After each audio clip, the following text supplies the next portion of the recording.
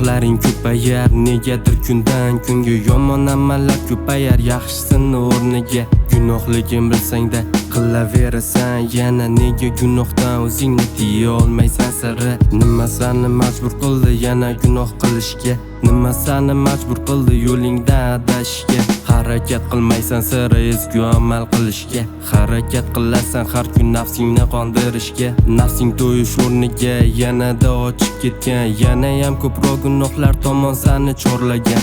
O'zingda ham ayb bor, nafsing tiya olmagan. Nima qilganda hamma har xom sut emgan bandasan. Gunoh qilasan yana ortidan qilib tavba, vijdoningni oqlaysan, lekin bular vaqtincha takrorlanar ertaga.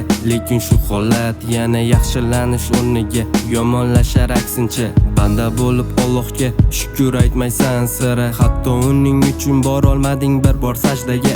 Nafsingni quli bo'lmay gar qarasang atrofga, balki o'zgararmidi munosabat hayotga. Bilasanmi do'stim, hayot mangu san emas, hech kimsa bu dunyoda abadiy yashab qolmas. Nafsiga quloq solib yashagan insonlar bu dunyoda hech qachon aslo baraka topmas. Bilasanmi bu dunyo asli kimlardan qolgan? Ularning ba'zilari iymon yo'lidan yurgan, ba'zilari esa xuddi sanga o'xshab nafslari ustun kelib unga qulga aylangan. To'g'ri, hammada bordir o'ziga yarasha nafsi, to'g'ri, hamma oddiy inson bor, hammaning gunohi.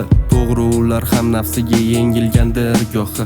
Axir har kimning ichida bordir bitta shaytoni. Ey do'stim, yo'lingdan hech adashma. Ey do'stim, nafsingga san qul bo'lma.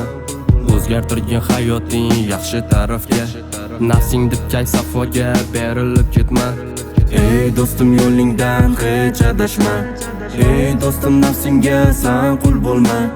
O'zgartirgin hayoting yaxshi tarafga, nafsing deb kay safoga berilib ketma.